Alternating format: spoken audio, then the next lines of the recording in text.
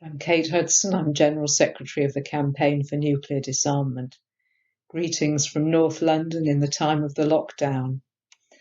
These are very difficult times for all of us. We're trapped in our homes. Some of us are lucky enough to be able to get out or go into a garden, but for many people, particularly in flats with young families, these are very hard times indeed.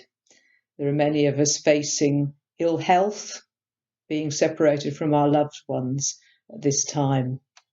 So we look to the government to provide for our needs. We look to the NHS, and we know that we can trust NHS workers to provide the very best for us, the best care that they possibly can.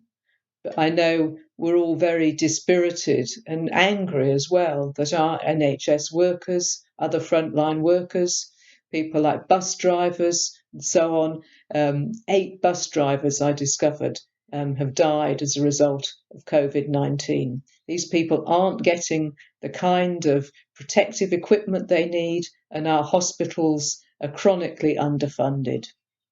This is no mistake, no accident. We know that our government for 10 years or more has starved the NHS of the resources that it needs. We've had cuts in funding for staff, for equipment at every level, and this is the situation now. Now, if the government hadn't expected a pandemic, if the government hadn't known that this was a possibility that we would face, well, maybe it would be understandable.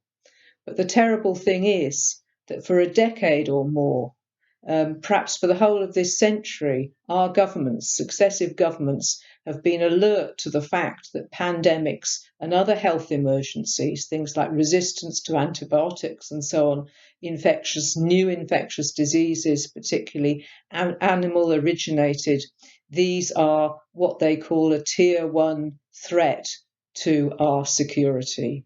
So this has been known for a long time, but the government hasn't put the necessary resources into it. We can look back to 2005 when Tony Blair ran the Labour government at that time. In their national security strategy, he said actually that the World Health Organization congratulated Britain for being well prepared for a pandemic, that it was taking it seriously, that it was cooperating, developing regional facilities and so on. So that was then. In 2010, the coalition government under the Conservatives and Lib Dems, in their national security strategy, they actually introduced a risk assessment where they graded the different security threats that we face. And they talked then about pandemic risk and national health emergencies. They talked about that as a tier 1 threat. Interestingly, Trident related issues and state-on-state nuclear threats were downgraded to a tier 2 threat. Then again in 2015, health emergencies, pandemics and so on, again, tier 1 threat, Trident related issues, nuclear state-on-state conflict, again, a tier 2 threat. And in fact, the biological threats, not only biological warfare, but biological in the sense of pandemic threats, were considered so serious that in 2018, Mrs. May's government produced actually a biological security strategy. So this was, the experts were on top of it, the politicians were aware of it. So where was the money? Where was the money going to deal with what was identified as a threat? Well, I don't think you have to look that far, to be honest. If we see the tier 2 threat, the nuclear state-on-state stuff dealt with by Trident, supposedly, that gets £205 billion, that kind of downgraded threat, £205 billion to replace our nuclear weapons system. At the same time, hospital facilities are being cut.